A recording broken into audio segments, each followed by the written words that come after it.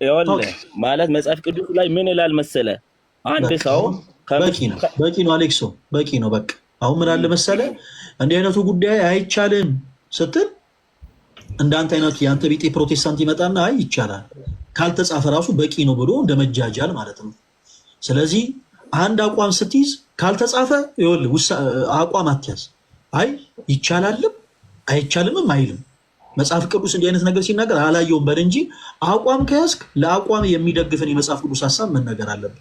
ኤርሚ ይቅርታ፣ ይህን ሀሳብ ለማስለት ፈልግ ቀጥሉ። መጽሐፍ ቅዱስ አንድ አዳምጥ እሺ። ማብራራት ምናምን እንትን ብሎ አይደለም። አሁን ይሄ ጥያቄው ስለ ስግደት ይሆናል። እሺ ስለ ስግደት ይሆንና ስግደት ሁሉ አምልኮ ነው ወደሚል ይመጣል። ከዛ ረጅም ሀሳብ ይነሳል። ቲቺንግ ነው የሚሆነው። እሺ ችግር ኖሮት አይደለም። ግን አሁን አንተ ጥያቄ ስታነሳ ቀድመን ነግረንሃል እኮ። ጥያቄ ስታነሳ ከመጽሐፍ ጥያቄን ምን አድርገው መጽሐፍ ቅዱሳዊ አድርገው። መጽሐፍ ቅዱስ ላይ እንደዚህ ይላል፣ እናንተ ግን እንደዚህ ታደርጋላችሁ እኔ እያልኩ ነው እንጂ አሁን የራስን ሀሳብ ለምሳሌ መጽሐፍ ቅዱስ ላይ አለመኖሩ ካልክ ያንን ነገር አይደለም ጠየቅ የተባልከው። ያ ነገር ምን ይባላል? ትምህርት ይባላል። ምን ተብሎ ነው የሚጠየቀው? ቆይ እንዳዳምጠኝ። ቤተክርስቲያናችሁ ይህንና ይህን ነገር ለምንድነው የምታደርገው ይባላል። የትምህርት ሰዓት ሲሆን በደንብ ተብራርቶ ይነገራል። አሁን ፖይንት ጥለ ለማለፍ አይደለም። ወይት አንድ አዳምጠኝ። ቆይ አንድ አዳምጠኝ። ካለ ታሳየኛለህ፣ ችግር የለውም። መጽሐፍ ቅዱስ ላይ ለቤተክርስቲያን ለቅዱሳን ስዕላት አትስገዱ የሚል ቃል አሳየኝ ቶሎ በል። ለእኛ ቤተክርስቲያኖች ላሉት ማለት ነው። እሺ በቦታውን በትክክል ዘጸአት 20 አካባቢ ይመስለኛል። በወንድ ወይ በሴት ምስል አድርገህ አታምልክ፣ አቁማ እንዳትሰግድ እንዳትረክስ ተጠንቀቅ ይላል። ያ ማለት አሁን እናንተ ወንድ ስምም ሴት ስምም የተቀረጹ ስዕሎች አሉ። ቆይ አውጣ ጥቅስ መጀመሪያ አውጭለት። ዘጸአት 20 ቤት ኤፌሶን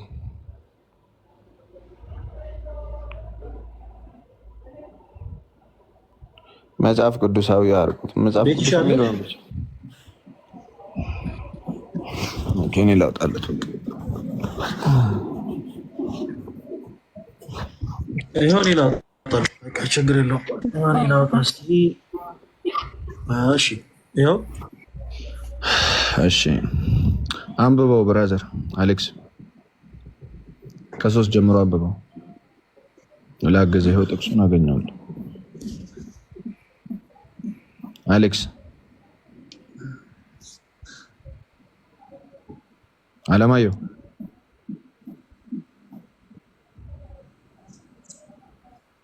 አለማየሁ አቤት ይሰማኛል። አንብበው ወንድማችን። ከእኔ በቀር ሌሎች አማልክት አይሁኑልህ፣ በላይ በሰማይ ካለው በታችም በምድር ካለው ከምድርም በታች በውሃ ውስጥ ካለው ነገር የማናቸውንም ምስል ለአንተ አታደርግ፣ አትስገዳቸውም፣ አታምልካቸውም። በቃ እዛ ባለው ማለት ነው። አታምልካቸውም። አገኘሁልህ አይደል ጥቅሱን? አዎ ጌታ ይባርከኝ። ስለዚህ አሁን አትስገድ የተባሉ ለማን ነው? አትቅረጽ ለተባሉ ነው አይደለ?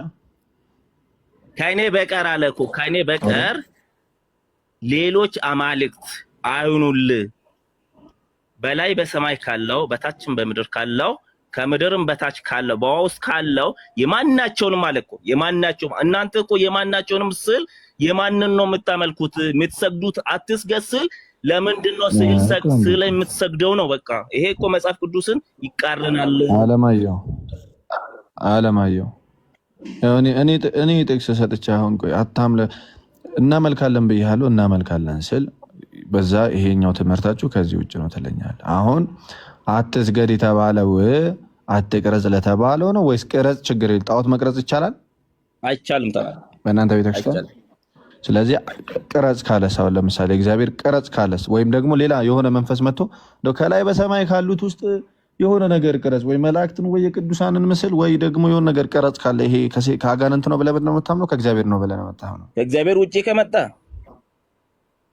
ከእግዚአብሔር ውጭ አይደለም። ቅረጽ የሚል ሐሳብ ከመጣ አሁን እኔ ለምሳሌ ብድግ ብዬ አይ የመላእክት ምስል መቀረጽ አለባቸው ብል ይሄ ከአጋንንት ነው ከአጋንንት ነው ከእግዚአብሔር ጋር ስለሚጋጭ ዘጸአት 25 እናወጣለን ፈለገይ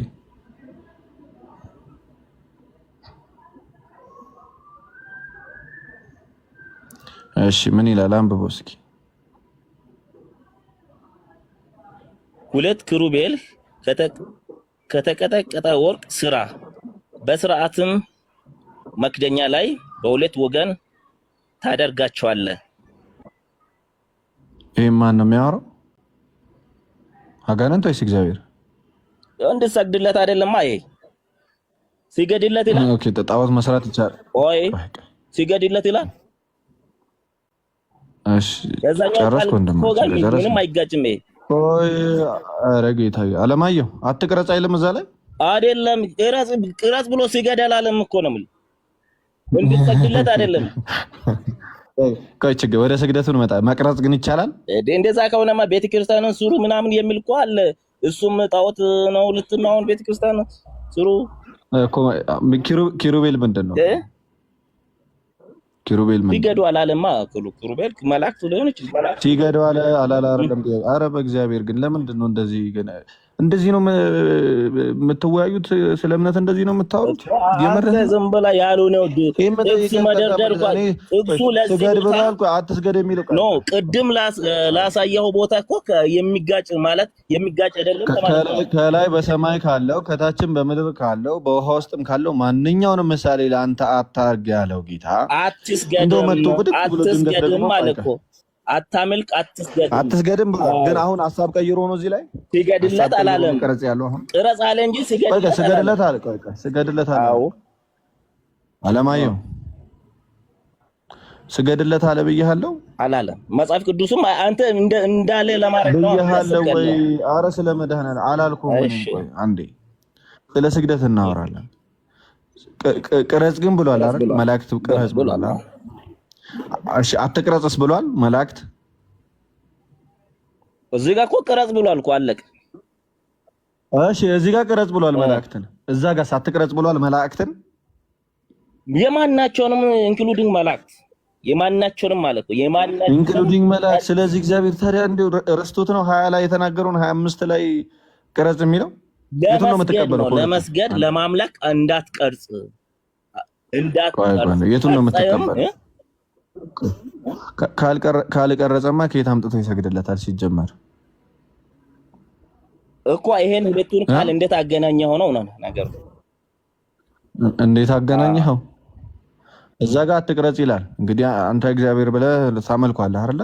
ተናጋሪው እግዚአብሔር ነው። አንዱ ጋር አትቅረጽ፣ አንዱ ጋር ደግሞ ቅረጽ።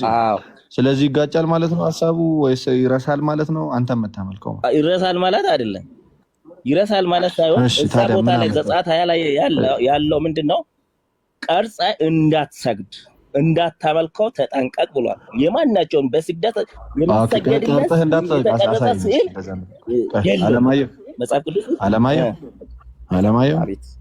አለማየሁ ቀርጸ እንዳትሰግድ የሚለውን አሳየኝ። በቃ እንደዛ ካሳየኝ እንስማማለን። አነበብኩ ዘጸአት 20 ላይ እስኪ ዘጸአት 20 ማለት ነው። ቀርጸህ እንዳትሰግድን ያለው? አዎ እንዳታመልክ እንዳትሰግድ ተጠንቀቅ። እሺ ወንድሜ ቀርጸህ እንዳትሰግድ ይላል።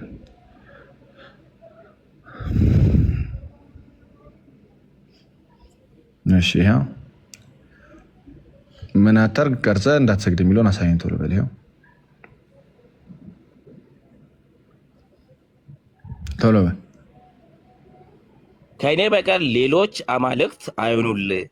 በላይ በሰማይ ካለው በታችም በምድር ካለው ከምድርም በታች በውሃ ውስጥ ካለው ነገር የማናቸውን ምሳሌ የተቀረጸውንም ምስል የተቀረጸውን ምስል ለአንተ አታደርግ፣ አትስገዳቸውም፣ አታምልካቸውም። ምን ማለት ነው? ለአንተ አታርግ ማለት ምን ማለት ነው? አምላኬ ነው ብላ አሁን አንተ እንደምታደርገው ፎቶ ሰርተህ ምን አድርገህ በዲኮር አድርገህ ይሄ አምላኬ ነው ብላ በፊቱ አትስገድ፣ መጽሐፍ ቅዱስ ያለውን ወንድማችን ዲኮሩን ተወው፣ አብራራው እንደዛ ዲኮሩን ተወው። አትቅረጽ፣ የተቀረጸው ምስል ለአንተ አታርግ እያለው ነው አይደል? አትጠቀምበት እያለው ነው። እዛ ጋር ደግሞ እንደውም ቅረጽ እና ለአንተ አድርገው ቅረጽ ብሎ ሲገድለት አላለም እኮ። ይሄ ለስግደት ሊያምልኮ ነው። ይሄን የተከተለው ነው ለስግደት። ስግደት ምንድን ነው የሚለውን ቆይ እናወራለን። ብራዘር አትቀላቅል። አትስገድ የተባለው አትቅረጽ ለአንተ አታርግ የተባለውን ነው ወይስ ደግሞ አይ ቅረጽና ችግር የለውም ግን ቅረጽና ግን አትስገድል የሚል አለ ነው ጥያቄ። እዛ ቦታ ቅረጽ ብሏል አይደል? ቅረጽ አለ እንጂ ቅረጽ አለ ወንድማችን። እዚህ ጋር ደግሞ አትቅረጽ አለ አይደለ? ማንኛውንም የተቀረጸው ምስል ለአንተ አታርግ፣ ለአሚልኮ ይሄ ለአሚልኮ አትጠቀም ማለት ይኸውልህ። የዛኛውንም ቢሆን እኮ ሰግደ ቀርጻ የምትሰግድለት ከሆነ ከዚህ ጋር ይጋጫል። ስለዚህ እዛ የቀረጽከውንም ቢሆን አይ እግዚአብሔር ቅረጽ ብሎኛል ብላይ በቃ የቀረጽከውን እሰግዳለሁ ካል ታውት የመለክ ነው ማለት ነው። ይሄኛው መቅረጽ ችግር የለውም ማለት ነው። እዚህ ጋር ያለው ከግብጽ ምድር ከባርነት ያወጣን አምላክ እግዚአብሔር ነኝ፣ ከኔ ሌላ አምላክ አይሁንልህ አለ። ያ በላይ በሰማይ ካለው በታችን በምድር ካለው ከምድርም በታች በውሃ ውስጥ ካለው የማንኛውም ምሳሌ የተቀረጸው ምስል ለእኔ ባደርግ ግን ባልሰግድላቸው ችግር የለውም አይደል? ለአንተ እንዴት አታድርግ አለ አይደል? በቃ ይሄ የሚያወራው ወንድሜ ስለ ጣዖት አምልኮ ነው። እሺ እዛ ጋር የሚያወራው ደግሞ ስለ ቅዱስ መላእክት ነው የሚያወራው። ቅዱሳን መላእክት ተቀረጽ ሲል አይ ጣዖትን ደግሞ አትቅረጽ። ቆይ አንዴ አዳምጠኝ እሺ። አንድ የሚዩት አድርገው መጽሐፍ ቅዱሳዊ ማስረጃ ማምጣት ስላልቻልክ። አትስገድ የተባለው ኦብቪየስሊ አትቅረጽ ለተባለው እግዚአብሔርን በመልአት የሚያውቀው አምላክ ለዚህ ዘጸአት ላይ የበሬ ምስል የተለያየ ምስል እያደረጉ ይሄ ነው ከምድር ከእስራኤል ወደ እስራኤል ማነው እስራኤልን ነፃ የሚያወጣ እያሉ ይሰግዱለታል። እሺ ምን ማለት ነው? ጣዖትን ያመልኩ ነበረ እግዚአብሔር እያስወጣቸው ማለት ነው እስራኤላውያን። ስለዚህ ይህንን የጣዖት አምልኮ እግዚአብሔር በጽኑ ሲቃወም ይልቁንም ደግሞ ቅዱሳን ስዕላትን ደግሞ ቅረጽ ሲል እንመለከታለን። አንደኛ ነገሥት ላይ ሰለሞንም በግርግዳው ላይ ሲያደርግ በመጋረጃው ላይ ሲያደርግ መላእክትን ምስል እንመለከታለን። እግዚአብሔርም ያንን ቤተ መቅደስ አፍርሰው ሳይሆን ይልቁንም ምን ሲለው እንመለከታለን? ሲባርከው እንመለከታለን። ስለዚህ በቤተ ክርስቲያን ውስጥ ያሉት ቅዱሳን ስዕላት በእግዚአብሔር ትእዛዝ መሰረት ያንን መልአክ ሙሉ በሙሉ መላእክትም የሚገልጽ አይደለም። ባይዘው መልአክ እያየህ አይደለም እኮ እዚህ ጋር መላእክት ይሳላል እንዴ? አለው እንዴ? መንፈስ አይደለም እንዴ? መልአክ ትስላላችሁ አይደል? እናንተ አብ ወልድ አብን ያየ መጽሐፍ ቅዱስ አብን ያየ ማንም አብ ወልድ መንፈስ ቅዱስ ብላችሁ ሶስት ሽማግሌ አስቀምጣችሁ ትሰግዱ የለም እንዴ? ታዲያ እሱ መጽሐፍ ቅዱሳዊ አይደለም? አሁን የሽማግሌው የዙፋኑ መጽሐፍ ቅዱሳዊ አይደለም? አብን ያየ አብ አንድ ሽማግሌ የሚመስል እንትን ነው። መንፈስ ደግሞ ሽማግሌ የሚመስል ቅርጽ አለው።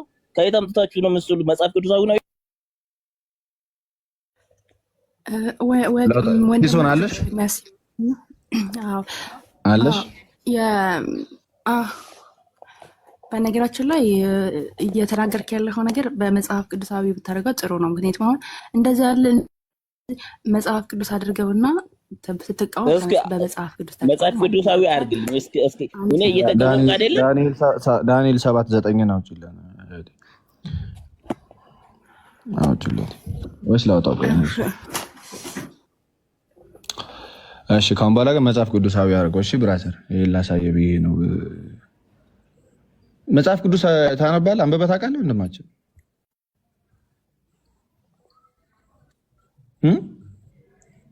ብዙም ባይሆን ብዙ አንብብ። እሺ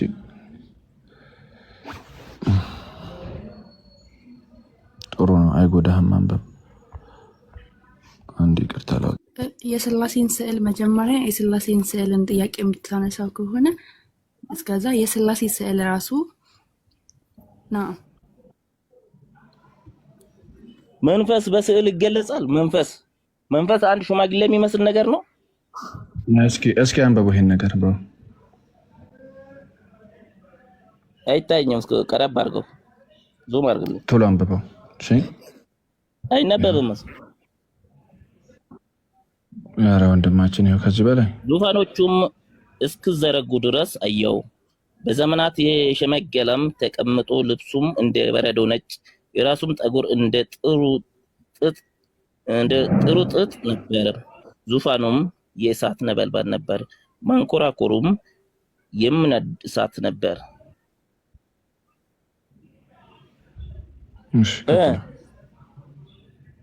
የእሳትም ፈሳሽ ከፊቱ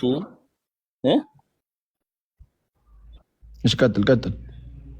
የእሳቱም ፈሳሽ ከፊቱ ይፈልቅና ይወጣ ነበር። 1000 ጊዜ 1000 ያገለግሉት ነበር። እልፍ አእላፋትም በፊቱ ቆመው ነበር። ፍርድም ሆነ መጽሐፍም ተገለጠ። እልፍ አእላፋትም በፊቱ ቆመው ነበር። ፍርድም ሆነ መጽሐፍም ተገለጠ ይላል። ስለማን ነው የሚያወራው? ስለ እግዚአብሔር ነው። ስለ እግዚአብሔር። ስለዚህ ይሄንን ነገር አንድ ሰው ለምሳሌ ማንበብ የማይችል ሰው ይሄንን ለመግለጽ ምን ታደርግለታለህ? ለምሳሌ አይቶ እንዲረዳ ማለት ነው በራሱ። እሺ ይሄንን ለምሳሌ ስዕል ከጽሁፍ ለምሳሌ ቀደምት ነገሮች ድሮ ጽሁፍ ሳይመጣ በስዕል ነበር የሚገለጹት። እሺ እነዚህ መጽሐፍ ቅዱስ ላይ የተጻፉት ነገሮች ምን ይደረጋሉ? በቤተክርስቲያን ይገለጻሉ። እሺ ልክ ቤተክርስቲያን ስትገባ ያን ነገር እንድትስለው። እግዚአብሔርን በምልአት ማንም ያየ ሰው የለም። እግዚአብሔር ይሄ ነው በምልአት ይሄ ነው በቃ ከዚህ ውጭ እግዚአብሔር የለም ካልክ እንዳንተ ጣዖት አምላኪ የለም። እንደዛ ብሎ የሚያስተምርም ሰው የለም። እሺ ይልቁንም ግን መጽሐፍ ቅዱስ ላይ በተገለጸው መንገድ ሰዎች ያልክበትን ቦታ እስኪ ጣዖት በምን አመለኩኝ? በምን አመለኩ? እግዚአብሔር መንፈስ ነው የሚያመልከው በእውነት ነው። ጣዖት እንዴት እንደሚያመልኩ ላሳይ። አንዴ ታገሰኝ እስኪ አስረዱ።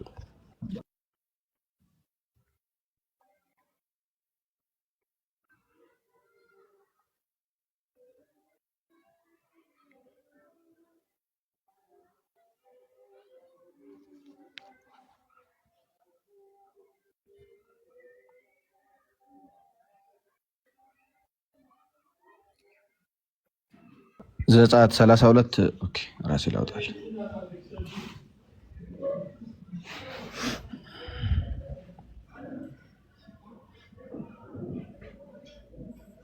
እሺ እንዲህ ይላል። እሺ ህዝቡ ሙሴን ከተራራው ሳይወርድ እንደዘገየ ባዩ ጊዜ ወደ አሮን ተሰብስበው ይህ ከግብፅ ምድር ያወጣን ሰው ሙሴ ምን እንደሆነ አናውቅም፣ ተነስተ በፊታችን የሚሄዱትን አማልክት ስራልን አሉት። አሮንም በሚስቶቻቸው ወርቅና በሴቶች ልጆችም ጆሮ ያሉትን የወርቅ ቀለበቶች ሰብስባቸው አምጡልኝ አላቸው። ህዝቡም ሁሉ በጆሮአቸው ያሉትን የወርቅ ቀለበቶች ሰብረው ወደ አሮን አመጡለት። ከእጃቸውም ተቀብለው በመቅረጫ ቀርጸው ቀልጦ የተሰራ ጥጃ ምስል አደረገው። እርሱም እስራኤል ሆይ ከግብፅ ምድር ያወጡ አማልክት ናቸው አላቸው። አሮንም ባየው ጊዜ ያ መሰዊያን በፊቱ ሰበራ። አሮንም ነገ የእግዚአብሔር በዓል ነው ሲል አወጀ። በነጋውም ማልደው ተነስተው የሚቃጠል መስዋዕት ሰው የደህንነትን መስዋዕት አቀረቡ። ህዝቡም ሊበሉና ሊጠጡ ተቀመጡ፣ ሊዘፍኑም ተነሱ። ስለዚህ ምን ያደርጉ ነበር? እስራኤላውያን ዞር ብለው እግዚአብሔር ተአምር ከሰራላቸው በኋላ አማልክትን ለራሳቸው ያዘጋጁና ይሄ ነው አማልክታችን እያሉ ያመልካሉ። ይልቁ መጽሐፍ ቅዱስ ላይ በተገለጸው መንገድ ሳይሆን ከዛ ውጭ ይሄ ነው በቃ እግዚአብሔር በምዕላት ይሄ ነው የፈጠረን ፈጣሪ በምዕላት ይሄ ነው የሚታይ ነው ይላል። እግዚአብሔር ግን መንፈስ ነው የሚታይ አይደለም። ነገር ግን መጽሐፍ ቅዱስ ላይ በተለያየ ቦታ ተገልጿል። አሁን ባልከው መንገድ በሽማግሌ መንገድ ተገልጿል። አንተ ብድግ ብለህ ሲሉ ሰምተሃል እንጂ በሽማግሌ መንገድ ተገልጿል። በዙፋኑ ተገልጿል። እሺ ለሰዎች ለእግዚአብሔር ሰዎች መንፈስ ቅዱስ በገለጠላቸው መንገድ ቤተክርስቲያን ደግሞ ያንን ነገር ያ ልክ በጽሁፍ የተገለጸው አሁን ኢየሱስ የሚለውን ስም ስታይ ኢየሱስ ትዝ ይልሃል። መስቀል ላይ የተሰቀለም ስታይ ኢየሱስ ትዝ ይልሃል። መሰቀሉ ትዝ ይልሃል። እና የሚሰገደው ስፔሲፊክሊ ለዛ እዛ ጋር ለተቀረጸው እግዚአብሔር በምዕላት ይሄ ነው ተብሎ ሳይሆን እግዚአብሔርን በማሰብ ነው። ሙሴንም ለምሳሌ መላእክት ቀረጽ ስለው መላእክት በክብሩማ ሲገለጥ እኮ ራእይ ላይ ከመላእኩ ክብር የተነሳ ምድር በራች ይላል። ምድር በራች ይላል። ይህን መልአክ አይደለም እግዚአብሔር መልአክን ልቀርጽ አችልም በምዕላት በክብሩ ማለት ነው። ይልቁንም ግን ምን ያደርጋል? ቀረጽ ሲለው እንመለከታል። ለምንድን ነው? ለመግለጽ ነው። እሺ ያ ከእግዚአብሔር ጋር መላእክት ሁልጊዜ እንዳሉ ያንን መልአክ እንድታስብ ልክ ስታየው እንድታስበው አይምሮ ላይ እንዲመጣ የተለያየ ሀሳብ አይምሮአችን ውስጥ ላይ ይመጣ ማለት ነው። ከዛ አንጻር ነው እንጂ አምልኩ እንዲያርጉ በፍጹም እንደዛ አንልም። እሺ ግን ሲሰግዱ እኮ በግልጽ ደግሞ ይታያል። እንሰግዳለን። የምንሰግደው ለዛ አሁን በተለይ ይሄ አብ ወልድ መንፈስ ቅዱስን ብትቀርጹም ብትሰግዱም ችግር የለም እንስማማለን። ምክንያቱም ስግደት ስለሚገባቸው ማለት ነው።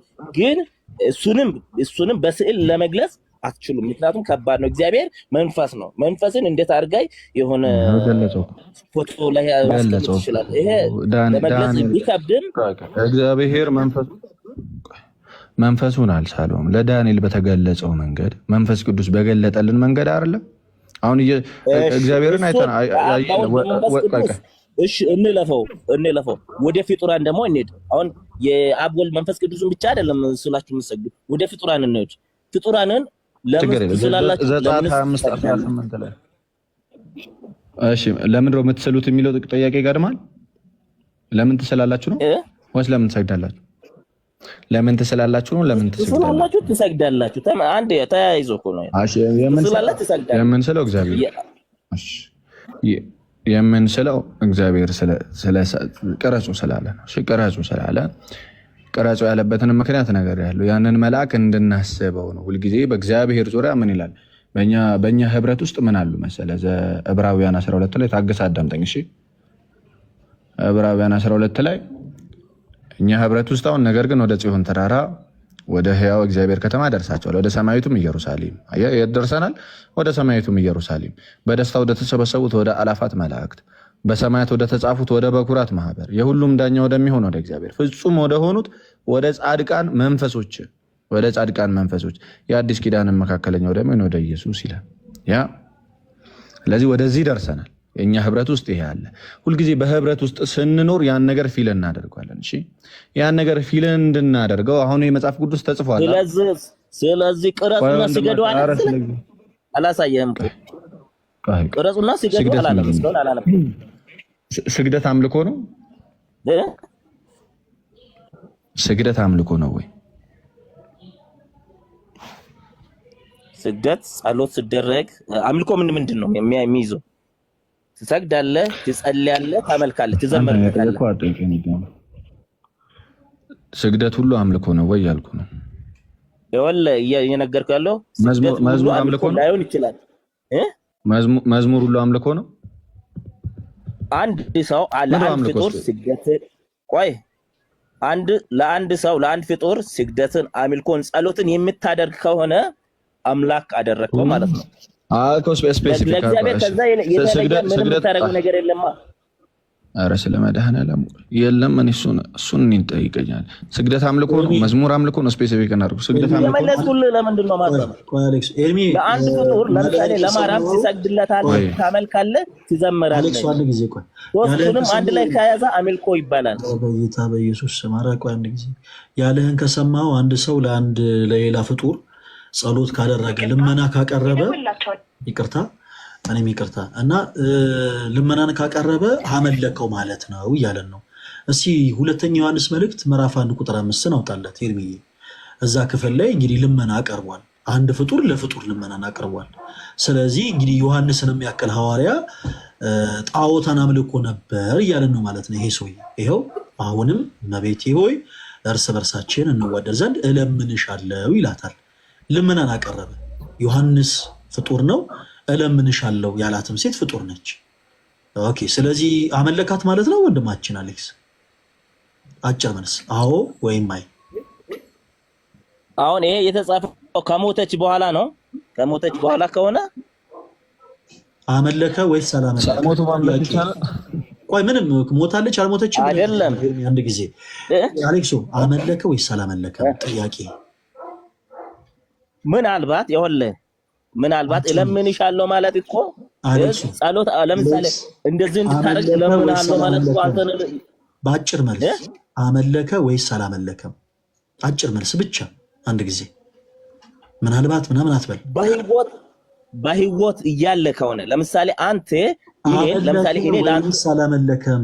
አሌክስ ጥያቄ አምልኮ የነገርኩህ ለምን ታጣምማለህ? አንድ ሰው በህይወት ያለ ያለው ሰው መለመን ይችላል። እንዲያደርግለት የሆነ ነገር እንዲያደርግለት መለመን ይችላል። ግን ከሞታ በኋላ የሚደረግ ከሆነ ሞቶም ጸሎት የሚሰማ ነው። ስለዚህ በህይወት ቶሎ ሳይሞት ማምለክ ይቻላል ማለት ነው። ሰው ያው ልመናው ከሆነ አምልኮ ማምለክ ይቻላል ማለት አይደለም።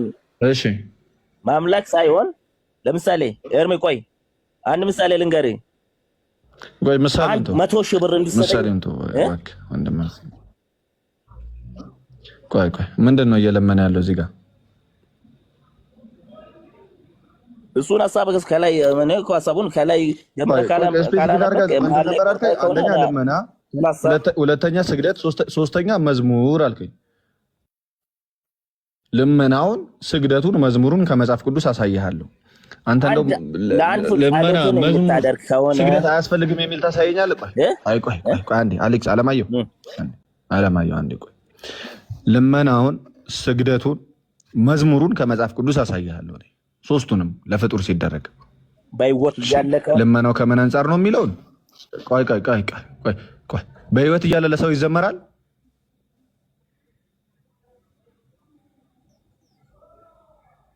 በህይወት እያለ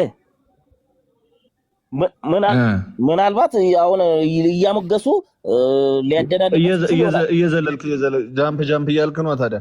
ስለዚህ ልመና አምልኮ አይደለም ማለት ነው። እንደዛ ከሆነ በህይወት እያለ የሚዘመርለት ከሆነ መዝሙር አምልኮ አይደለም ማለት ነው። ጸሎት እኮ ነው ጸሎት። እሺ መዝሙር አምልኮ ነው ካልክ ለማንም አይገባም። አሁን ለምሳሌ ቆይ ወንድሜ አንድ አዳምጠኝ። እኔ አሁን አምልኮ የምለው አንተ ነህ የፈጠርከኝ፣ አንተ ነህ የገዛኸኝ፣ አንተ በደምህ አድነኸኛል፣ አንተ በመስቀል ላይ ተሰቅለህ አድነኸኛል የምለው አንድ ጌታ ነው ያለኝ። አንድ ጌታ አለኝ፣ አንድ አምላክ አለኝ። ያንን ልክ ለሰው ስሰጥ በህይወትም ላለ ሰው ለሞተም ሰው ለአባቴም ለእናቴም ለማንም አልሰጠውም። ያን አምልኮ ስለሆነ አንተ ግን ስፔሲፊክሊ መዝሙር አምልኮ ነው ካልከኝ፣ አይ በህይወት ላሉ ችግር የለውም ካልከኝ፣ ኦኬ በህይወት ያለ ሰው ይመለካል ማለት ነው። ያለበለዚያ መዝሙር አምልኮ አይደለም ማለት ነው። አላልኩም።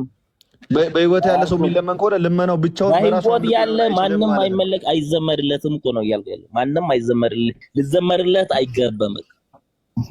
እርግጠኛ ነህ? አዎ። እሺ ልመና ሳይተናል። እሺ መዝሙሩን ደግሞ ላሳየህ። ልመና ጸሎት እኮ ነው ያለው። ልመና አይደለም መለመን እኮ እንደምችል ነገር አይደለም። ግን አልጸልም ወደ አንተ አልጸልም እያለ ጸሎት ነው ያለው። ያርበኝ ሰምታኛል። እኔ አንተ የሆነ ነገር ሲጠኝ ብዬ መለመን እችላለሁ በህይወት እያለ፣ ግን ከሞት በኋላ ይሄን ነገር አድርግልኝ ብዬ ወደ አንተ መጸለይ አልችልም። ወደ እኔማ አትጸልይም። ለምን? እኔ መስማት አልችልም። ቅዱሳን መስማት ይችላሉ? ቅዱሳን መስማት ይችላሉ? ቅዱሳን መስማት ይችላሉ? አይችሉም እኮ። አሁን እኮ በመረጃ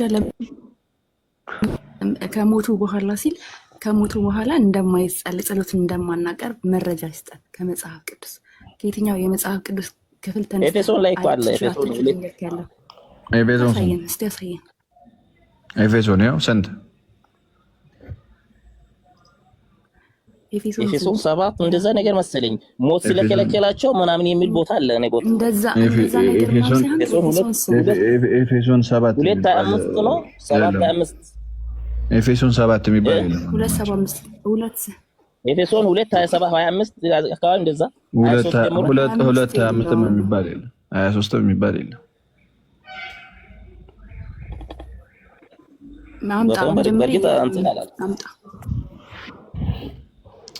ጌታ ይባርክሽ። ኤፌሶን መልካም ሴት ስፔሲፊክ አድርጋ አምልኮ ማለት ነው። ዕብራውያን 7:23 ኤርሚ በጣም አመሰግናለሁ ወንድማችን። ላውጣልህ? እሱ ጀምራ አንብብ። ወዴታ ላውጣልህ? ዕብራውያን 7:23 ምንድነው ልታሳየኝ ፈለግከው? አይ አሁን ወደ ፍጡራን መጸለይ እንደማንችል በህይወት እያሉ ብቻ ኮሚኒኬት ማድረግ እንደሚችል ከሞቱ በኋላ ከኛ እንደሚለዩ ጸሎታችንም ምልጃንም ሁሉንም ነገር እንደማይችሉ ከሞቱ በኋላ ይለያሉ ከኛ በትክክል በመንፈስ ይኸው አንተ የፈለግከው ጥቅስ ይሄ ነው። እነርሱም እንዳይኖሩ ሞት ስለከለከላቸው ካህናት የሆኑ ብዙዎች ናቸው ይላል። ስለ ቅዱሳን ነው የሚያወራው ይሄ አለማየሁ። አዎ ሞት ስለከለከላቸው ይላል አይደል?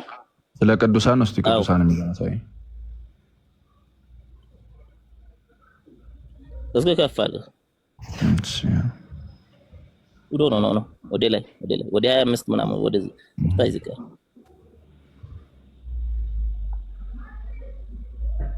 ቆይ 23 ላይ ምን ይላል መሰለህ? እነርሱም እንዳይኖሩ ሞት ስለከለከላቸው ካህናት የሆኑ ብዙ ናቸው። ስለማን ነው ካህናት የተባሉት? እነማን ናቸው? በሕይወት የነበሩ ካህናት ቅዱሳን እኮ በአዲስ ኪዳን ያሉ ማለት ነው። አዎ እስኪ በአዲስ ኪዳን ያሉ ነው አይልም። በአዲስ ኪዳን ሳይሆን በብሉይ ያሉ ናቸው። ችግር የለውም እንዲያሳየኝ ነው። አሳየኝ እስኪ በአዲስ ኪዳን የሚለውን ብራዘር። እስኪ በብሉይ ኪዳን ይላል እዚህ ላይ በብሉይ ኪዳን ይላል። የብሉይ ኪዳን እያነሳ ያለው አስቀድሞ ከመጀመሪያው ስታነበው የብሉይ ኪዳን ካህናት ስርዓትን ነው። ያ ስርዓት ብሉይ ኪዳን ይላል። አሳያለሁ። አንድ በአዲስ ኪዳን የሚለው አሳይ። በብሉይ ኪዳን የሚለው አሳይ። እሱ አያጋጭንም። ኖ አትድ እኔ ለማለት የፈለኩት ምንድነው? አሁን ብሉይ ኪዳን ላይ እዚህ ላይ ተመልሰህ እስኪ ይሄን አንብበው። እዚህ ላይ ተመልሰህ ተናገር። ያ እሱ አያጋጭንም። ይሄ ምን ይላል? አለማየሁ እሱ አያጋጭንም። አለማየሁ እሺ፣ አለማየሁ እስኪ እየሰማሁህ ነው። እቺን አንብበው። ለኔ እሱ እንትን አይደለም። እሱ ዋና ፖይንት አይደለም። እንትነህማ ለምን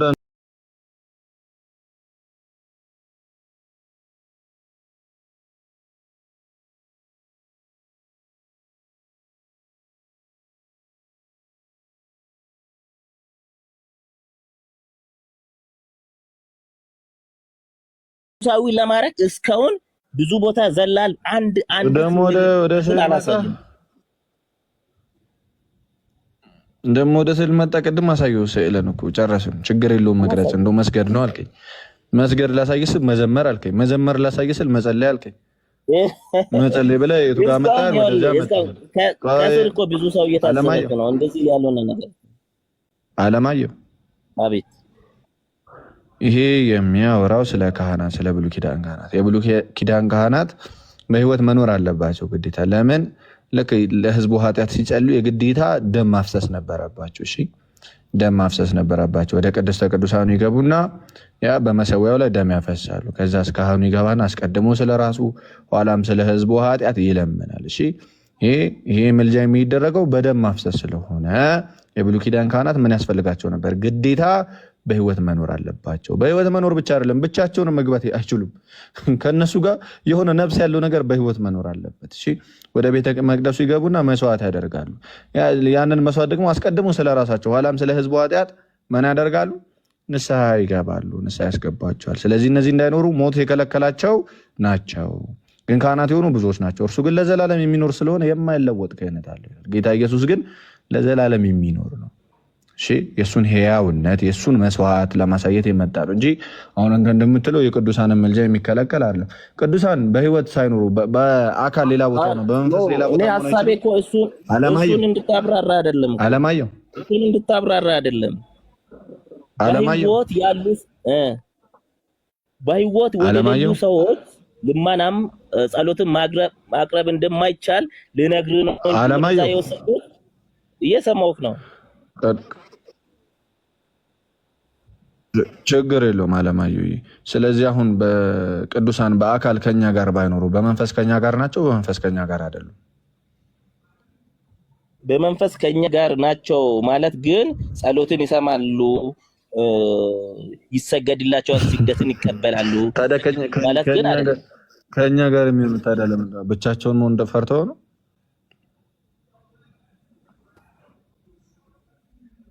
ማለት በመንፈስ ከኛ ጋር ናቸው። ጥያቄ አሁን በአካል አሁን ምን አደረከኝ? መለመን ችግር የለውም ግን እንደው ከኛ ጋር በአካል አይሆኑ፣ በአካል ስለማይሆኑ በስጋ ስለሚሞቱ በአካል ስለሚሞቱ እንደው አይሰሙንም እያልከኝ ነው። ስለዚህ በአካል ከኛ ጋር አይደሉም ማለት በመንፈስ ከኛ ጋር አይደሉም ማለት ነው ወይ? በአካል ከኛ ጋር አይደሉም ማለት በመንፈስ ከኛ ጋር አይደሉም ማለት ነው ወይ?